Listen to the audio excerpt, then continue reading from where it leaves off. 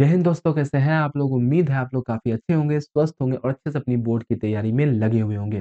दोस्तों, पिछली जो हमने सोशल साइंस की सीरीज़ शुरू की थी, जिसका कल लास्ट क्लास था, आपने उम्मीद है उन सारे क्लासेस को देख रखा होगा और जिन बच्चों ने नहीं देखा है, ज़रूर से जाके देख लीजिएगा बच्चों, काफ़ी ज़्यादा मदद होगा आपके लिए।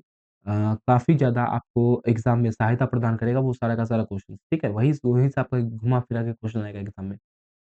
तो आज से हमारी गणित की कक्षाएँ शुरू हो रही है जिसमें हम लोग गणित के इम्पोर्टेंट ऑब्जेक्टिव क्वेश्चन को देखेंगे।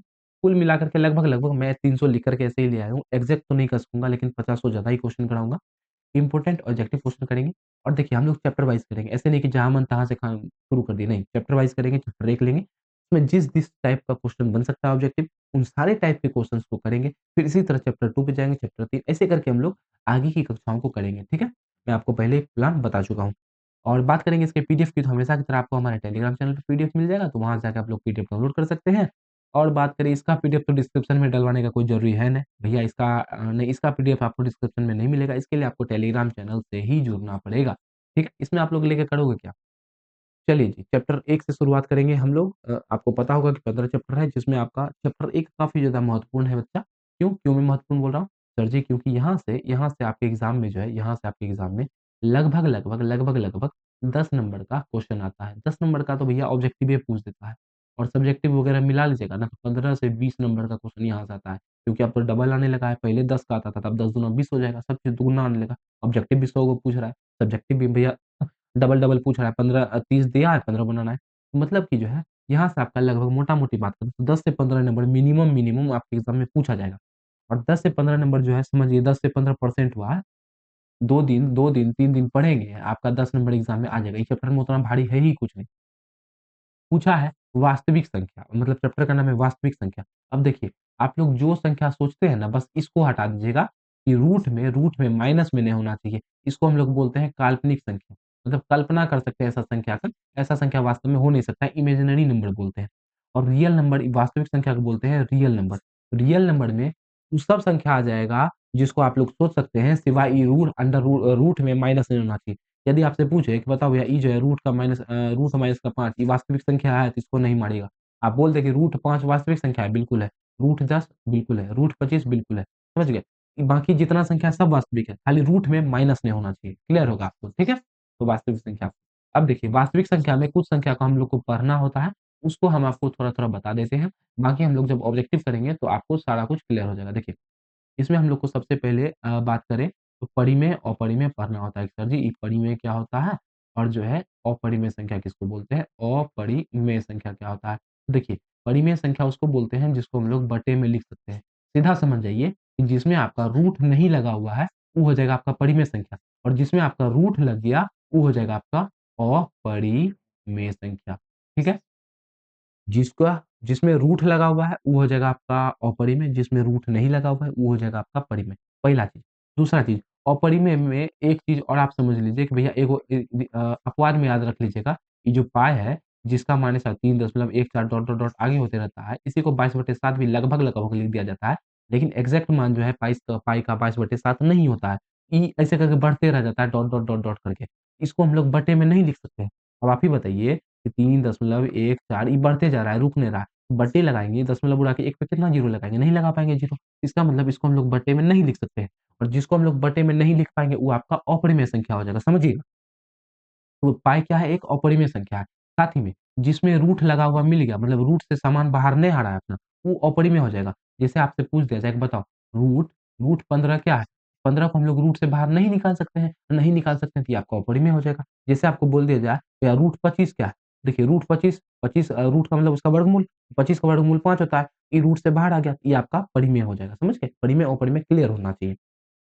और थोड़ा-सा 1-2 चीज़ समझेंगे। देखिए एक संख्या होता है आपका, एक संख्या होता है आपका पूर्ण संख्या। पूर्ण संख्या हम लोग उसको बोलते हैं पूर्ण संख्या उसको बोलते हैं जो 0 शुरू होता है। मतलब गिनती की संख्या को हम लोग पूर्ण संख्या बोलते हैं। ये आपका माध्यमाधिक बहुलक में भी काम आएगा। तो पूर्ण संख्या बोले तो 0, 1, 2, 3 मतलब गिनती के पहले अगर 0 लगा देंगे, गिनती जब 0 शुरू होने लगे उसको हम लोग पूर्ण संख्या बोलते हैं। एक आता है आपका प्राकृत संख्या।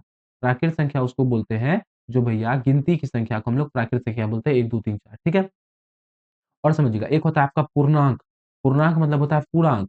पूर्णांक मतलब सर जी जैसे -2 हो गया, -1 हो गया, 1 हो गया, 10 हो गया, 15 हो गया, 3 हो गया, 7 हो गया, ये सब पूर्णांक है। सर जी इसको पूर्णांक बोलेंगे तो अधूरांक क्या होगा? पूर्णांक जो है और एक होता है आपका भिन्न, भिन्न होता है अधूरा। जैसे हो गया 3.1 हो गया, 2/5 हो गया, 1/7 हो गया। तो ये पूरा-पूरा नहीं है भैया, ये देखिए, ये नहीं पूरा 3 है, नहीं 4 है, 3.1 है, तो ये पूर्णांक नहीं हुआ, इसको हम लोग बोलेंगे भिन्न। और जो पूर्णांक होता है उसको इस रूप में होता है, उसमें दशमलव और बटे में कुछ नहीं होता है, वो होता है पूर्णांक, ठीक है? एक समझिएगा अभाज्य संख्या।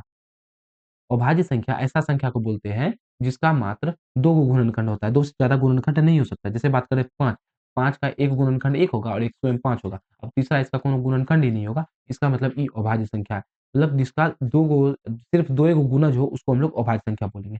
और भाज्य मतलब जिसका 2 से ज़्यादा हो जाए, जैसे आपको दे दिया जाए 10, 10 का गुणनखंड करेंगे तो देखिए क्या-क्या आएगा, 10 में किससे-किससे भाग लगेगा? 1 से लगेगा, 2 से लगेगा, 5 से लगेगा, 10 से लगेगा। इसका देखिए 4-4 को गुणज हो गया, ये आपका भाज्य हो जाएगा।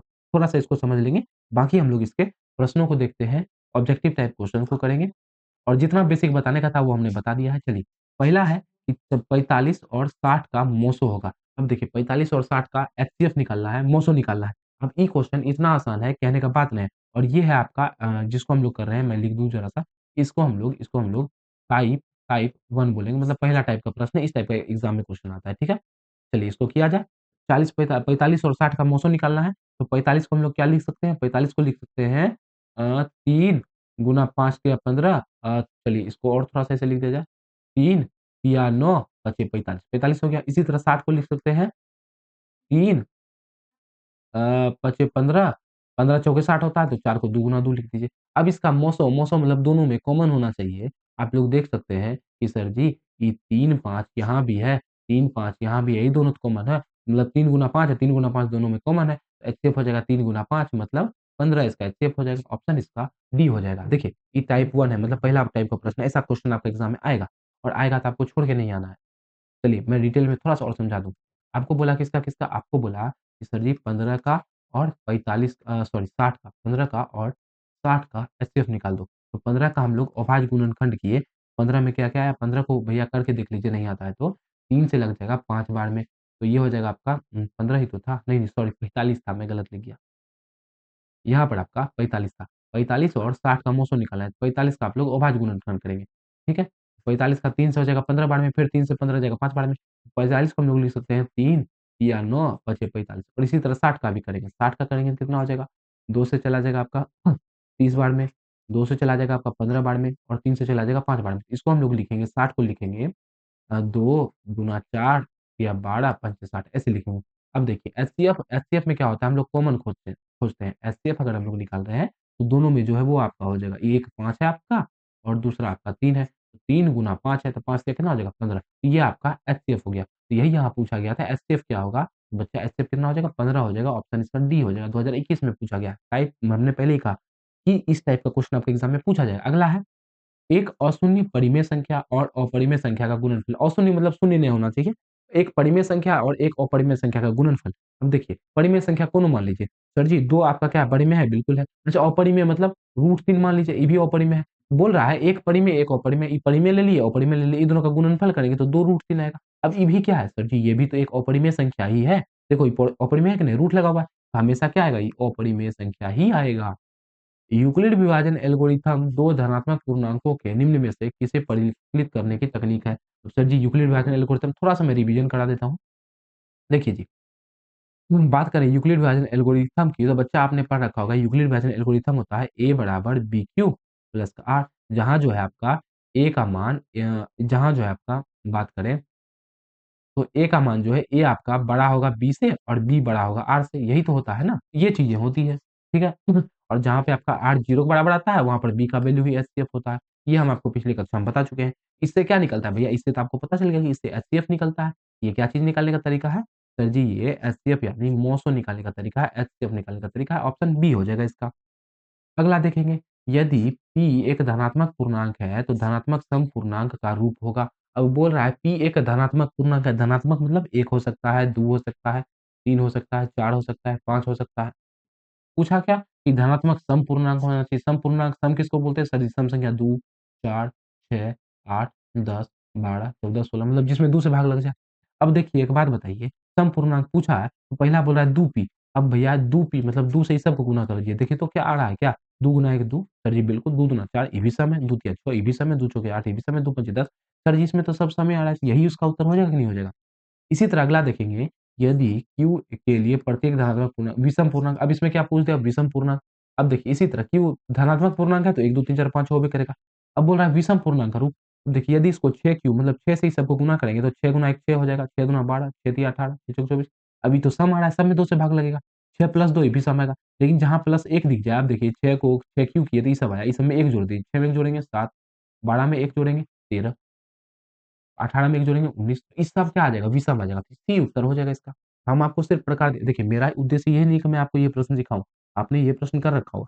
मैं ये बताना चाह रहा हूँ, ये इस टाइप का क्वेश्चन आपके एग्ज़ाम में आता है और अगर आ जाता है तो इसको आपको इस तरह से सोच के ऐसे करना है, ठीक है? चलिए, अगला देखिए। संख्या नंबर पे मत जाइएगा भैया, अलग-अलग जैसे मैं लेकर के आया हूँ इसलिए आपको नंबर नंबर नहीं देगा। अगला है संख्या आपका दे रखा है, संख्या क्या दे रखा है 2.13 फिर 113 11113 1111113 ऐसे दे रखा है, डॉट-डॉट बढ़ रहा है। ये कैसा संख्या है? अब देखिए इसको हम लोग दशमलव उड़ाएँगे तो नीचे में लिख सकते हैं, 1 पे कितना ज़ीरो लगाएँगे? नहीं लगा पाएँगे। मतलब इसको हम लोग बटे में p बटे q के रूप में नहीं लिख सकते हैं। जिसको हम लोग p बटे q के रूप में नहीं लिख सकते हैं, उसको हम लोग अपरिमेय संख्या बोलते हैं, तो ऑप्शन सी हो जाएगा इसका। देखिए अगला प्रश्न। अगला अगला प्रश्न है कि निम्न में से कौन-सी अभाज्य संख्या है? अभाज्य मतलब हमने आपको पहले ही बताया जिसका 2 गुणनखंड से ज़्यादा नहीं हो। अब 29 की बात करेंगे सर जी 29 में 1 से भाग लगेगा और 29 से भाग लगेगा। तीसरा कोनो संख्या से ही भागने लगेगा। तो यही आपका अभाज्य संख्या नहीं हो जाएगा क्या? बाकी 25 में 1 से लगेगा, 5 से लगेगा और 25 से लगेगा। 16 में 1 से लगेगा, 2 से लगेगा, 4 से लगेगा, 8 से लगेगा, 16 से लगेगा। 15 में 1 से लगेगा, 3 से लगेगा, 5 से लगेगा और 15 से लगेगा। इतना-इतना लगेगा। सिर्फ आपका 29 में ही 2 से लग रहा है तो 29 हो जाएगा। किसी पूर्णांक m के लिए सम संख्या का रूप होगा। अब देखिए पहले q बोल रहा था, अब m बोल रहा है। सम संख्या भैया 2 से गुना होगा। m का मान 1, 2 सम पूर्णांक बोला 3, 4, 5 यही सब होगा। और यहाँ 2m है तो भैया हम 2 से गुना कर दीजिए इसको 2 गुना 1 2, 2 दूना 4, 2 तिया 6, 2 छक्के 8, 2 पंचे देखिए इसमें सब समय आ रहा है तो यही सी उत्तर हो जाएगा। आप करके देख लीजिएगा सब। अगला टाइप 2 आ गया। अब इसमें देखते हैं। इसमें आपका पूछेगा, इसमें आपका ये वाला फ़ॉर्मूला लगेगा। एलसीएम गुना एचसीएफ बराबर पहली संख्या गुना दूसरी संख्या। इस टाइप का फ़ॉर्मूला वाला प्रश्न होगा, ठीक है? चलिए इसको भी हम लोग करके देखते हैं। बोल रहा है 2 संख्या का गुणनफल इतना है, मतलब 2 संख्या पहली संख्या और दूसरी संख्या इन दोनों का गुणनफल कितना है? 2166 है। उनमें से एक का मोसो मतलब एलसीएफ जो आपका 19 दे रखा है। तो बोला कि उसका एलसीएम कितना होगा? एलसीएम की जगह एलसीएम रहने दो, बाकी इसको इधर भेजो 19 इधर गुणा में, इधर भाग में होगा। 19 से अगर कटा दें, एक बार में 19 आएगा। अब किसी का पहला अंक 1 है भी नहीं किया, इसी का है तो सी उत्तर मार देंगे सीधा, उतना गुना करने का भी ज़रूरी नहीं है, गुना करें, भाग देंगे तो 114 आएगा। ऐसे करके बना सकते हैं। 2021 में पूछा गया है। सेम क्वेश्चन वही है। नहीं, इसमें थोड़ा-सा चेंज है। आपको दे रखा है a बराबर a कोई संख्या है जिसका मान दे रखा है 2 पे क्यूब गुना 3 गुना 5। अच्छा b कोई संख्या है इस पे दे रखा है 2 पे पावर 4 गुना 5 गुना 7 और बोल रहा है कि इसका लॉसो ab का क्या होगा? मतलब इसका एलसीएम क्या होगा? एलसीएम क्या होगा? एलसीएम क्या होता है जी? जो दोनों में कॉमन है उसको एक बार लिखना है, जो अलग-अलग है उसको भी एक-एक बार लिखना है। तो देखिए 2 पे 3 यहाँ भी होगा, 2 पे 4 है, 2 पे 4 पे 2 पे 3 गुना 2, 2 पे पावर 3 गुना 2 देखिए ये 2 पे पावर 3 दोनों में है तो इसको एक बार लिखेंगे। अब देखिए ये 5 दोनों में है तो 5 को भी एक बार लिखेंगे। उसके बाद 3 है, उसके बाद 7 है, उसके बाद 2 है। थोड़ा-सा खोल के लिख दें तो ये हो जाएगा 2 गुना 2 गुना 2 यहाँ हो जाएगा आपका 5 ये 3 ये 7 ये 2 चलिए गुना करते हैं। गुना किया जाए तो ये 5 दूना 10 गुना 20 गुना 40 5 दूना 10 गुना 20 गुना 40 गुना 80 और 80 को गुना करना पड़ेगा 21 से। कितना हो जाएगा जी 8 8 दूना 16 इतना हो जाएगा बच्चा 1680 आपका ऑप्शन डी में दे रखा है। इस तरह से एचसीएफ निकालना था। सोचिएगा पहले जो हम लोग गुणनखंड करते थे, वो गुणनखंड आपको दे रखा है। इसीलिए ये प्रश्न आसान हो जाता है बच्चा, ठीक है? अगला देखते हैं।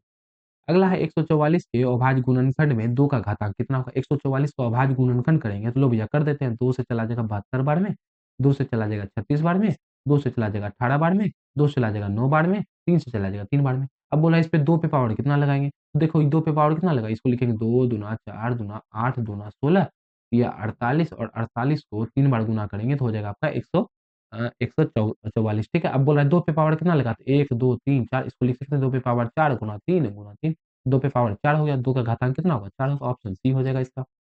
अगला है यदि ए और बी अभाज्य संख्या हो तो एबी का लॉसो क्या होगा? एबी अभाज्य संख्या है। अभाज्य संख्या है मतलब सर जी मान लो आपका 3 और 5 है, दोनों अभाज्य संख्या है। इसका अगर हम लोग एलसीएम निकालेंगे तो इन दोनों में किसी से भाग लगेगा नहीं, इन दोनों को आपस में गुना करना पड़ेगा, 5 तिया 15 एलसीएम आ जाएगा। इसी तरह ए और बी भी है, बी में किसी से भाग लग नहीं रहा है तो इन दोनों को गुना करना पड़ेगा तो ए भी उत्तर आ जाएगा, जो कि आपको ऑप्शन नंबर सी में दे रखा है, तो सी उत्तर हो जाएगा इसका। अगला है 2 परिमेय संख्याओं के बीच अधिकतम कितनी परिमेय संख्या हो सकती है? 1 और 2 इसके बीच में अधिकतम कितना परिमेय संख्या हो सकता है?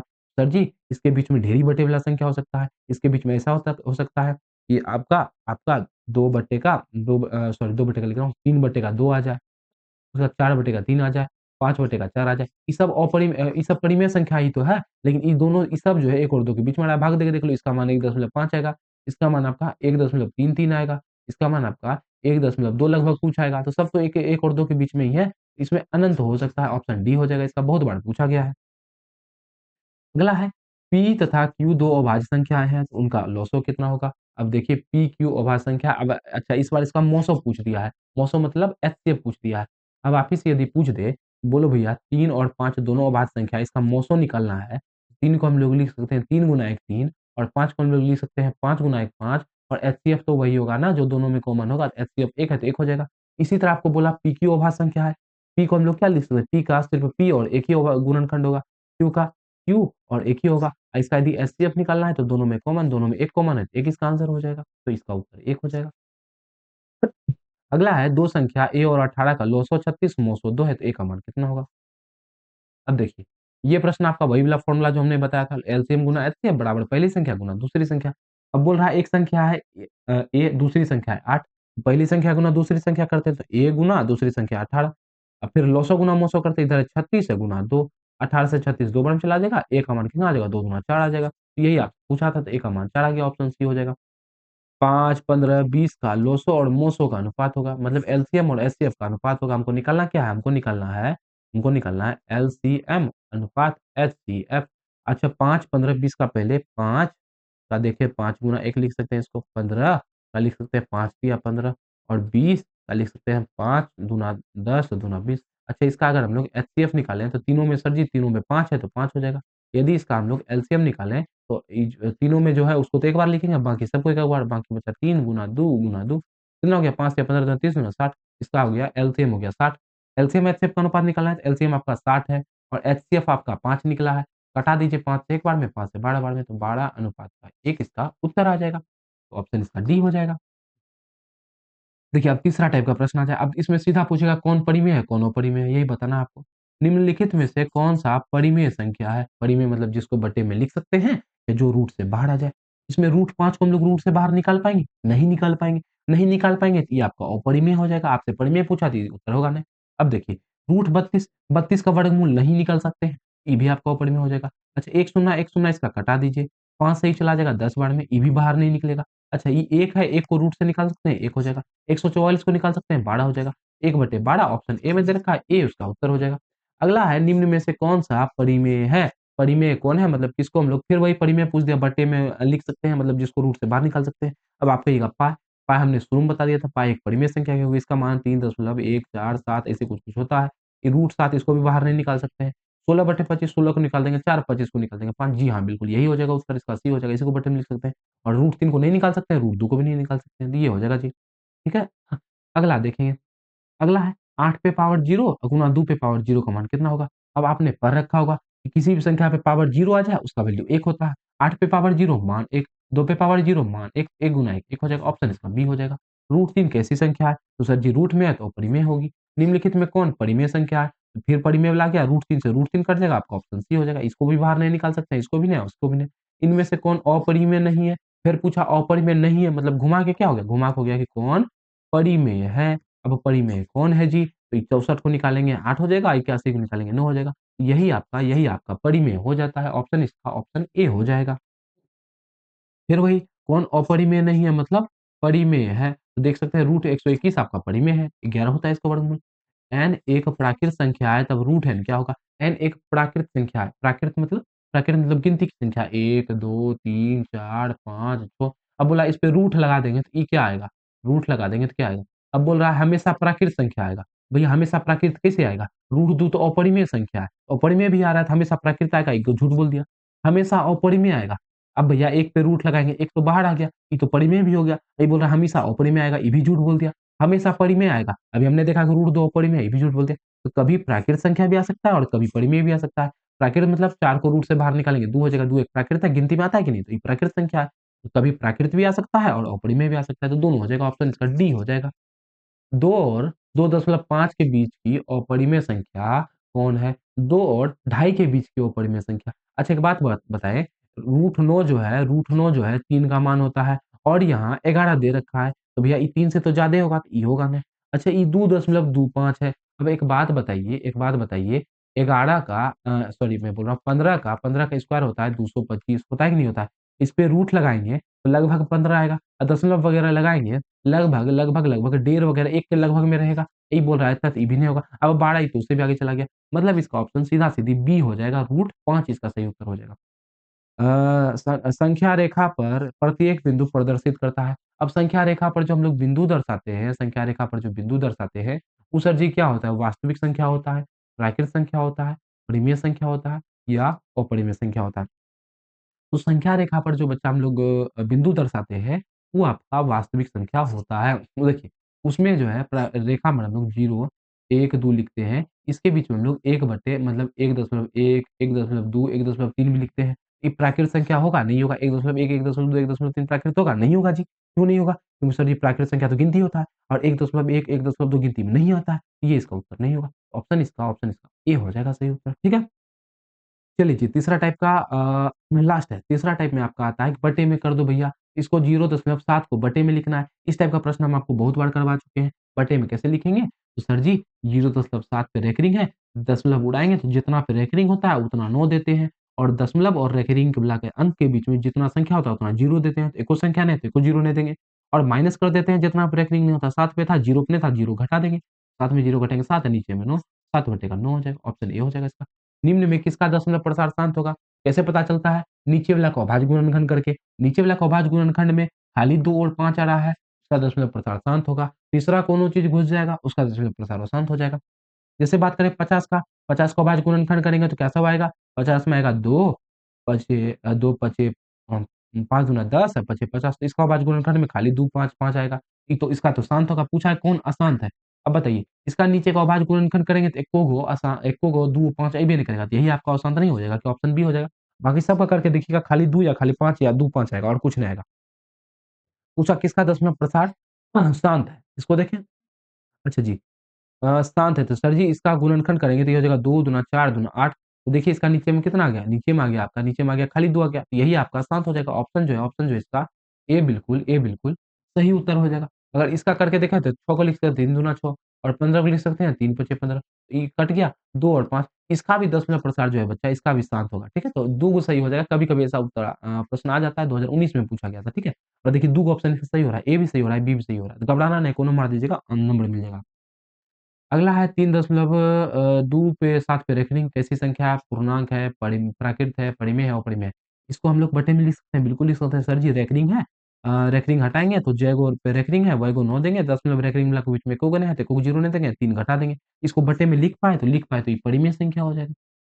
0.32 को पी बटे क्यू के रूप में लिखना चलिए इसको लिख के देखते हैं। ना 0.32 2 पे रेकरिंग है, दशमलव उड़ाएँगे, जितना गो पे रेकरिंग है उतना को 9 दशमलव रेकरिंग के बीच में जय गो संख्या है उतना 0 तो एगो 3 है तो एगो 0 देंगे और घटा देंगे टोटल जितना पे रेकरिंग में है। तो 0 और 3 पे रेकरिंग में है, 0 3 घटा देंगे, तो 32 में 3 घटा देंगे तो 29 हो जाएगा और नीचे में आपका 90 बच जाएगा। 29 बटेगा 90 ऑप्शन बी में दे रखा है, तो बी जो है इसका सही उत्तर हो जाएगा। देखिए बच्चा, अभी तक जो हम लोग क्वेश्चन किए, सारा प्रश्न कर लिए जो आपके एग्ज़ाम में आने वाला है। जो आपके एग्ज़ाम में पूछा जाएगा, उस सारे पैटर्न का क्वेश्चन हम लोग चैप्टर 1 का याद रखिएगा चैप्टर 1 का कर लिए, ठीक है? और इसी तरह से हम लोग चैप्टर वाइज़ पूरे जो आपका बुक का चैप्टर है, उन सारे क्वेश्चंस को करेंगे। और हर टॉपिक से बात करें और हर टाइप का क्वेश्चन को हम लोग करने का प्रयास करेंगे। उम्मीद है आज की ये कक्षा आप सभी लोगों को पसंद आई होगी, तो क्लास को लाइक कर देंगे, चैनल को सब्सक्राइब कर देंगे और एक प्यारा-सा शेयर ज़रूर से कर देंगे। तो मिलेंगे आपसे अगली कक्षा में, तब तक हँसते रहेंगे, मुस्कुराते रहेंगे। जय हिंद, जय भारत।